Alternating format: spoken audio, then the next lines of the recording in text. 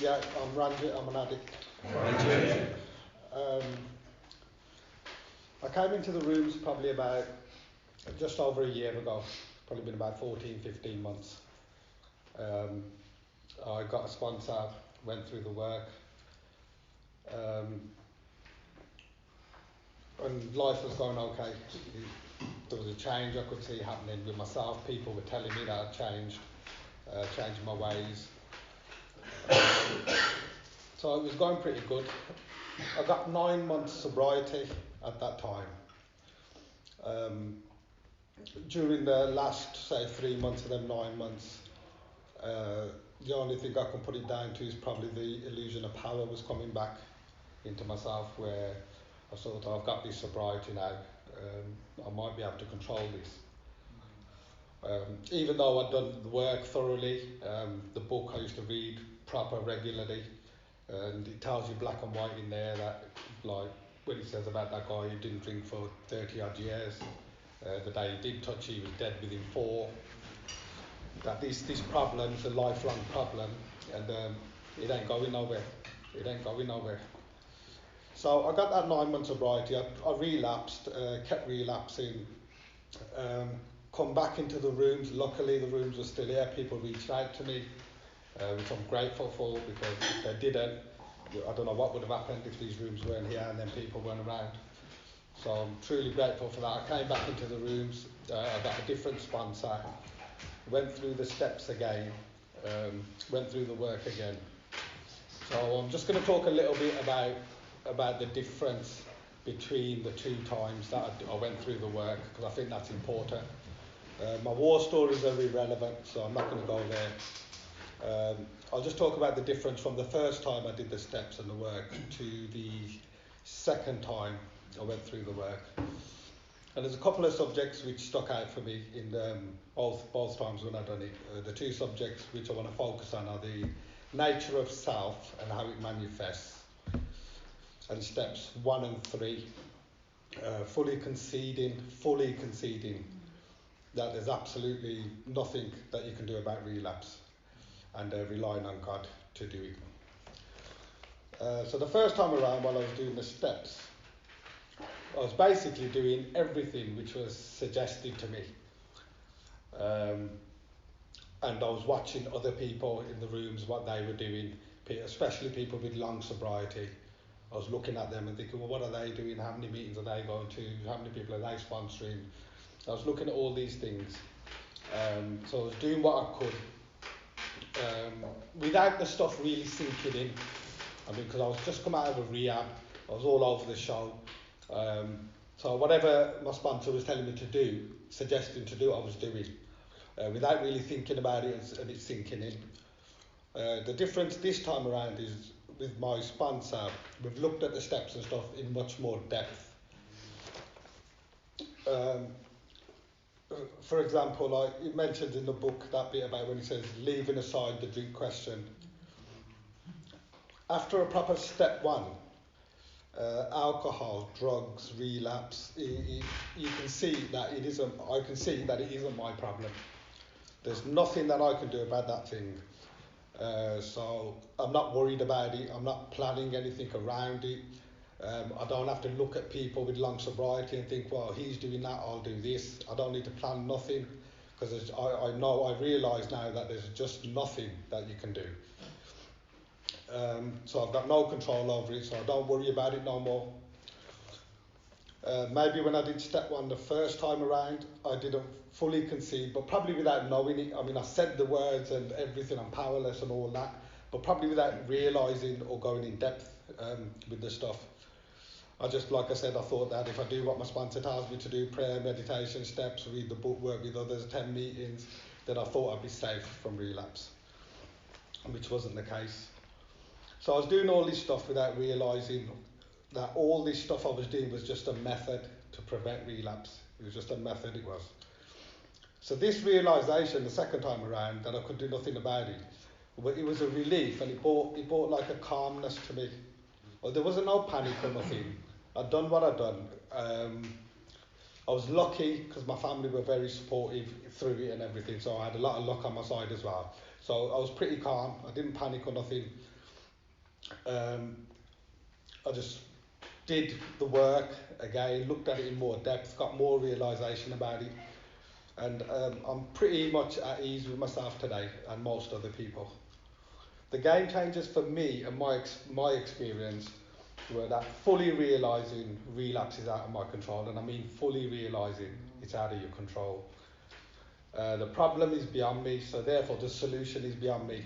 If I can't fix that problem, it's beyond me. The solution must be beyond you as well. It's in God's hands. So realising that was a big thing.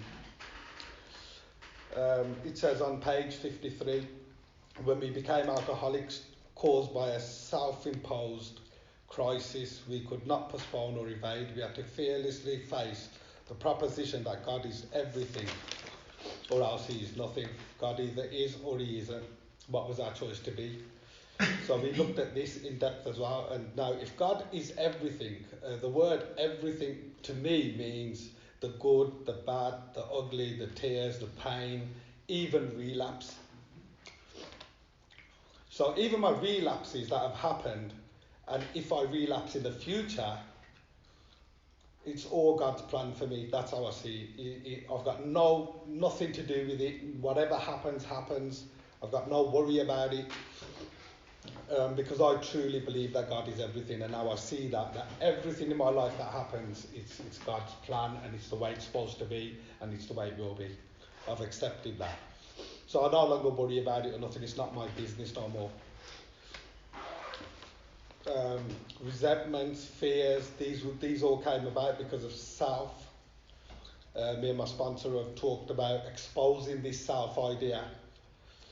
It's a self that's blocking us off from the sunlight. I think it tells us in the book that it can really destroy us. This self, it can really destroy a person. It gets its claws into everything.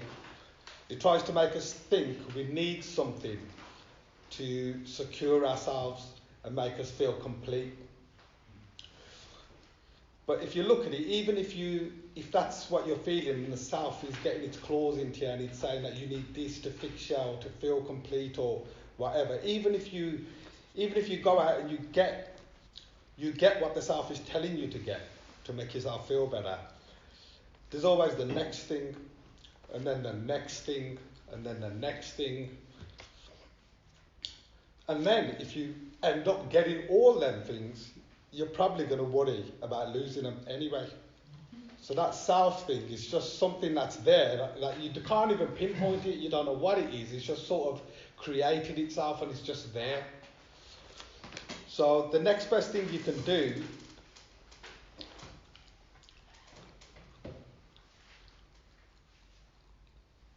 is just keep exposing the self. That's all you can do, just expose it for what it is. And be aware of what it's trying to do. You've got to be more aware of what it's trying to get its claws into you to tell you to get stuff to fix yourself. The more and more we expose it, the more and more you'll be able to see through it. And the less impact it'll have on you then. It says on page 68, we reviewed our fears thoroughly, we put them on paper, we asked ourselves why we had them. Wasn't it because of self-reliance failed us? Some of us once had great self-confidence, but it didn't fully solve the fear problem or any other. Perhaps there is a better way, we think so. For we are now on a different basis, the basis of trusting and relying upon God. We trust infinite God rather than finite selves.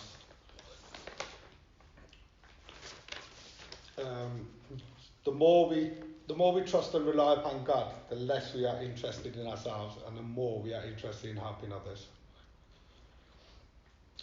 And I just want to read a little bit out of the book. It's just a little story in there which just makes the hairs on my back stand up every time I read it. So I'll just read that. It's page 56. Our friend was a minister's son. He attended church school where he became rebellious at what he thought an overdose of religious education. For years thereafter, he was dogged by trouble and frustration, business failure, insanity, fatal illness, suicide. These calamities in his immediate family embittered and depressed him. Post-war disillusionment, ever more serious alcoholism, impending mental and physical collapse had brought him to the point of self-destruction. One night, when confined in a hospital, he was approached by an alcoholic who had known a spiritual experience. Our friend's gorge rose as he bitterly cried out, "If there is a God, he certainly hasn't done anything for me." But later, alone in his room, he asked himself this question: is it possible that all the religious people I have known are wrong?